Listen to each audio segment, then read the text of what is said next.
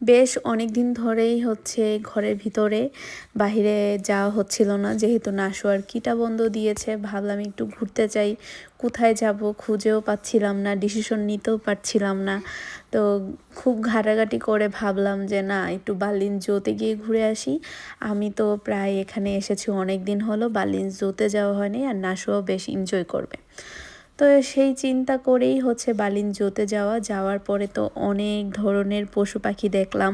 But আমরা গিয়েছি দুপুর 2টা কি 3টার দিকে, যে হচ্ছে সব কিছু দেখতে পাইনি। তারপরও তাড়াহুড়ার মধ্যে এই যে হাতি, তারপরে হচ্ছে ভাল্লুক, তারপরে এই যে সিংহ, বাঘ, টুকিটাকি অনেক কিছু দেখেছি। আর আমি বলবো যে আপনারা যদি এই ভিডিওটা দেখতে চান, অবশ্যই আমার ইউটিউব চ্যানেলে যেতে হবে। সেই লিঙ্কটা আমি হচ্ছে ডেসক্রিপশনে দিয়ে দিব বা কমেন্ট বক্সেও দিয়ে দিব, যাতে আপনারা গিয়ে সম্পূর্ণ ভিডিওটা দেখতে পারেন। হোপফুলি আপনাদের ভালো লাগবে। আমি তো নানা রকম পশু পাখি দেখেছি, বাচ্চারা বেশ এনজয় করবে, আমিও অনেক এনজয় করেছি, নাশুও বেশ এনজয় করেছে। সম্পূর্ণ ভিডিও আমার ইউটিউব চ্যানেলে রয়েছে। আরেকটা কথা দেখুন, উট কিভাবে বসে আছে। আমি কখনো দেখিনি যে উট এভাবে বসে, এই ফার্স্ট টাইম দেখলাম যে ওরা হচ্ছে এইভাবে বসে।